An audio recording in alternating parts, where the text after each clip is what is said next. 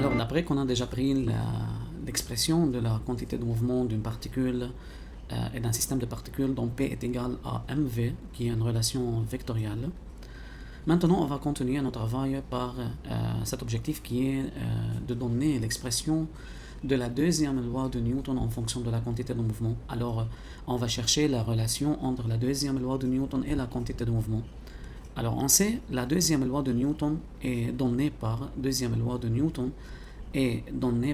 somme des forces extérieures est égale à ma. Alors, que doit être la relation entre la deuxième loi de Newton et la quantité de mouvement? Et plus précisément, pourquoi il y a une relation entre la deuxième loi de Newton et la quantité de mouvement? Tout d'abord, on va reconnaître c'est quoi la deuxième loi de Newton.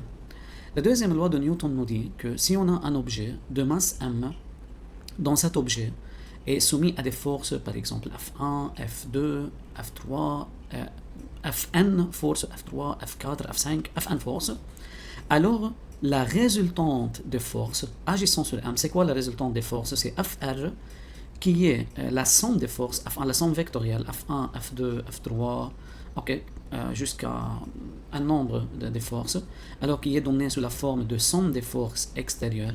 Alors, Newton a dit que si la résultante des forces agissantes sur un objet, somme des forces est différente que 0, alors la résultante des forces, puisqu'elle est différente que 0, cela conduit à une onde de la vitesse de l'objet.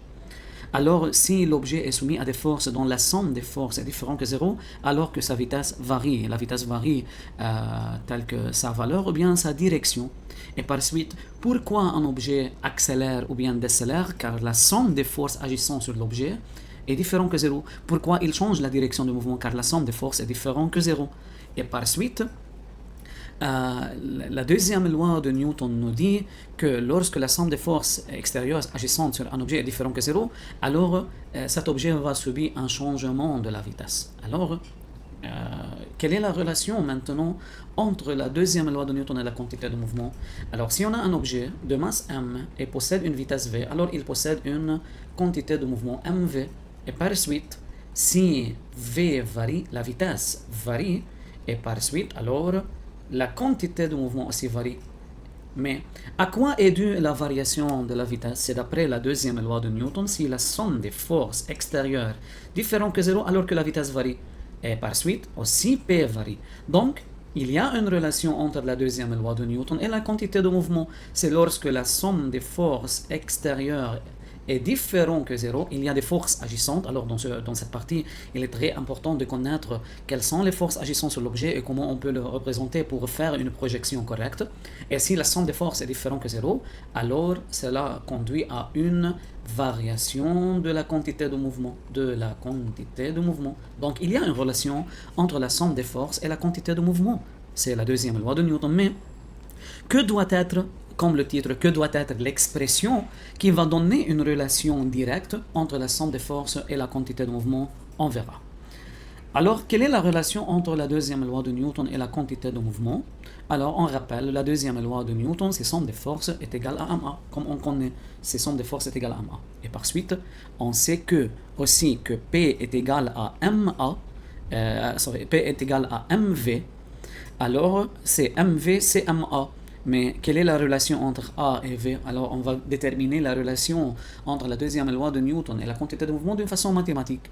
Alors, P égale mv, alors on a ma, alors c'est quoi? A, c'est la dérivée de V.